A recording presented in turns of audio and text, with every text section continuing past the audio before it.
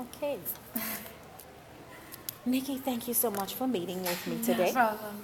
We have been talking about different aspects of your um, teaching and some things we could do to work on student engagement and students just um, paying attention and listening. And so you asked me to come and maybe do a video so that you can identify some of your strengths with some of the components of your teaching. So we videoed, Yes. and we both watched it. You watched it and I did.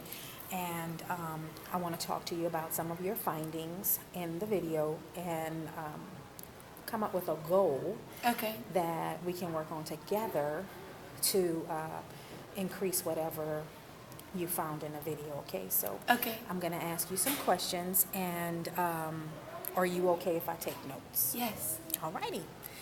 On a scale of 1 to 10, with 1 being the best lesson, with 10 being the best lesson you've ever taught, and 1 being the worst, how would you rank that lesson that you watched on the video? I would say maybe a 7. Okay, and why would you give it a 7? Um, because it was our first guided reading lesson, and most of the kids were engaged and with me. I just had one student that was distracting others and took up our time and wasted a little bit of our time. So I wouldn't say it was a 10. Okay, what pleased you about the lesson? Um, that the kids are excited about guided reading usually. I tried to pick a book that they would be interested in. So the book was about I like, so they got to relate to the book, and we talked about if we liked the things that the boy liked in the book.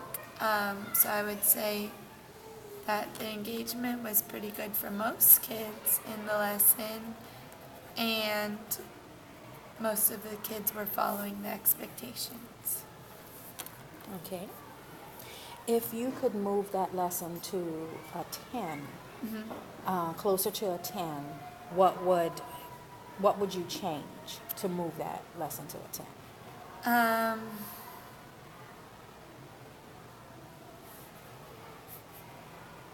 I would say I probably would have given that student one chance to fix their behavior, and then if they didn't fix their behavior, I would have to send them back to their seat, even though they really needed the guided reading lesson. If they're wasting our time, it's not fair to the other kids at the table that they don't get to learn either. What would your class be doing differently if you could move that to a 10? I would also say that besides the guided reading table, there were some kids that were silent reading that were not following the expectations. So I would say that they would be sitting on their pockets or laying down, reading quietly. And there were some people that were talking to friends and they were not reading quietly. So I would say if it was a 10, everyone would be reading quietly, and I would be able to work with just the guided reading table and focus my time on the guided reading students. Okay, tell me more about what that change would look like. You said that they would be paying more attention to what they were instructed to do during independent reading time. Okay. What else would you be seeing while those kids are in independent reading time? It would be nice. I mean, this is something to work on, not just at once, but that the kids are more engaged in their books and excited to read and really value the reading time, which is hard for 6 and 7-year-olds, but that would be an ideal situation. Okay. How could we measure that change with those kids during their independent reading I time? would say their readers' response journals on how detailed their responses are. Because you can tell if the kids just opened a page and wrote what they see on that page, or they actually read the book and they're responding to what really was their favorite part or whatever. Now, Nikki, we talked about two components of that video. Mm-hmm. One of them was your teacher table during the guided reading lesson, and the other one was the student engagement during independent reading time. Okay. So my question to you is, when we develop a goal, which is going to be my next question, which one of those would you like? Which one of those would you feel would be the best area for you to work on during independent reading time? I mean, the teacher table and independent reading time. Which one of those would you feel true to writing a goal about? I would say overall, I think that I have guided reading down, but that one group was just more challenging than the other, so maybe I would say independent reading time with the class. Okay, so what would you like your goal to look like for? So maybe that students will be engaged during silent reading time, and maybe like if we want to measure that, we could say like 80% of the time or something like that. So 80% of the students will be engaged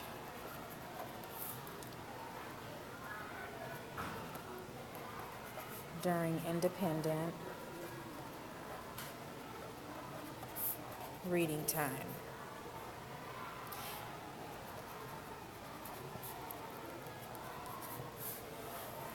If we could hit that goal, would that really matter to you?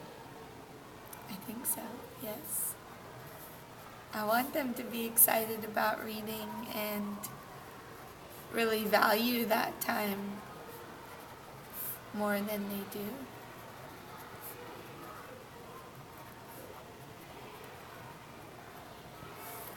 So let me make sure I have that right. 80% of the students will be engaged during independent reading time, or was it supposed to say, I think that's good. okay, 80% of the students will be engaged during independent reading time. What teaching strategies could you use to hit that goal?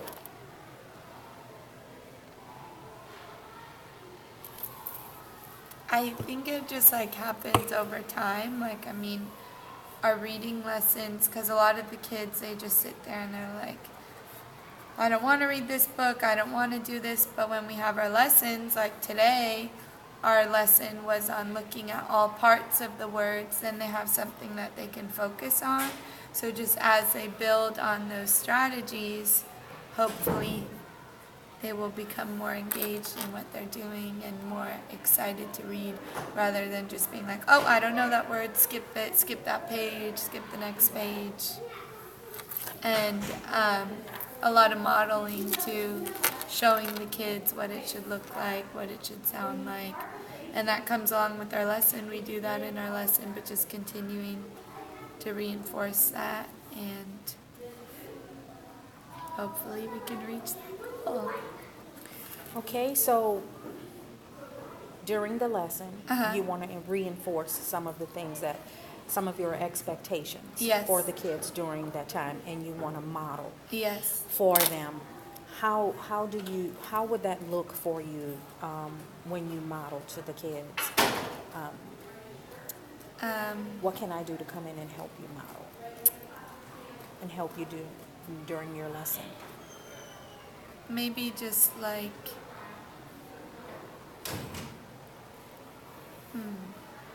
we've done some modeling, but maybe just going over it and reviewing it, just having kids sitting on their pockets, reading their book, using their reading strategies, maybe a kid showing other kids what that might look like, because maybe they're not using their reading strategies that we want them to be using.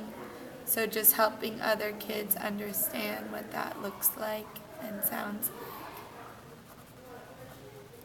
So modeling using students, to show the other kids what it looks like and what it sounds like Yeah. during independent reading time. We could also model readers' response journals to show them the difference between someone who just drew a picture of a random page and wrote something random versus someone who thought about it and actually read the book and chose their favorite part.